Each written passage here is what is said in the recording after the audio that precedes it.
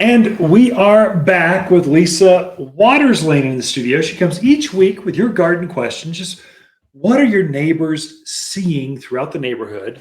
And if it's in a neighbor's garden, probably you have the same thing because those birds, those bees, those butterflies, the insects, they're all, the bunnies, they're all traveling all over the place. And so they just spread throughout a neighborhood. The javelina, they don't just eat in one yard, they're working the entire street. So welcome to the studio, Lisa. Thank you. Feeling okay? You keeping warm? Oh yeah. It's not that cold It's yet. for me. We went from 2 weeks ago, a sheet covering here, which I love. I'd go just bare or whatever. I love beaches and just swimsuits and waves. Yes. And then we went to, we need a blanket. And now we need a blanket and a quilt. But the windows are always wide open. So yes. At the Lane house, at least. Yes, I do. I do like the windows open.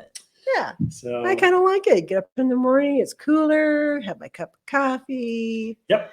Snuggle with the dogs. It's all good. Yeah. Snuggle with your husband, dear. Snuggle. I'll snuggle. Do you want me to wake you up at 5 a.m.? Well, sometimes it's like at 4:30. I don't know. It's no. Okay. Okay. Snuggle with me later. There you go. That's what I thought. Garden questions. What are you seeing? What's happening? What are people talking about? So kind of a lot of watering questions. So Randy's question is kind of a good example, but a lot of people are asking. So he's in Prescott Valley.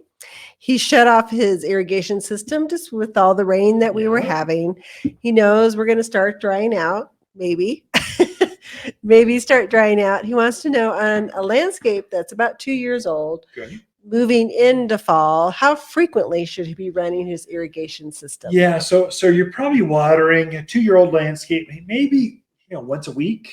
I mean, yes, it's starting to dry out. Maybe we'll still see some rain, but it's cooler, and the days are shorter, so things aren't using moisture like they were. Yeah. And so probably about once a week, give it a good deep soak. Pick a day. We're going to water like it's the growing season through the end of October. Right.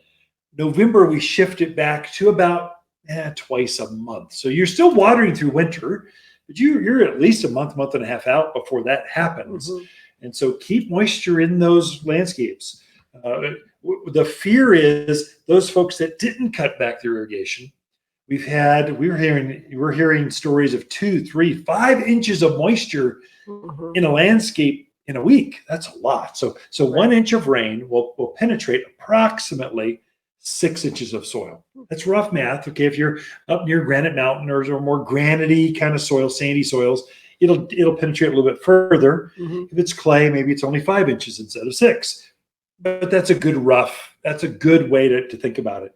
So if you had a 10-inch or let's say 5 inches of moisture in a landscape for a week, well, it's penetrated about 10 inches. That's pretty good. Yeah. Even a very deeply rooted tree they're down 24 inches. So it's still not the entire root zone, even though you had major rain. So I would water it at least once a week.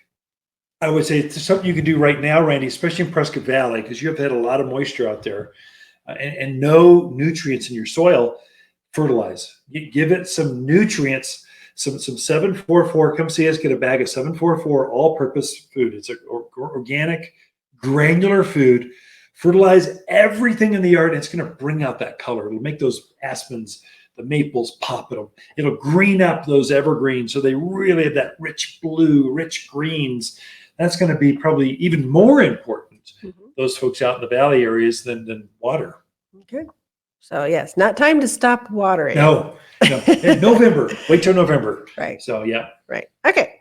So our next question is from this one's from Jennifer out in Chino. Jennifer. Hey, Jennifer. So she has a chain link fence. She wants to put something on to kind of get a screen between her and a neighbor. She was told the only evergreen that likes full sun would be honeysuckle. Okay. And so she just wanted to know if you had any other suggestions. Well, I love it when women ask me suggestions. Thank you, Jennifer. There's a couple. So honeysuckle is the number one seller. Yes. Okay. Takes full sun, takes that wind that you have out there. But there's also another one called Akebia. Akebia is a very strong, very fast, almost too fast sometimes grower that would do really well. If you've got a chain link fence that's got partially sun and partially shade, let's say there's a tree there and it only gets morning sun, then afternoon shade. Another classic is English ivy. You can put that out there. It doesn't like full sun in summer with that wind that you got out there, but it will take a lot of sun.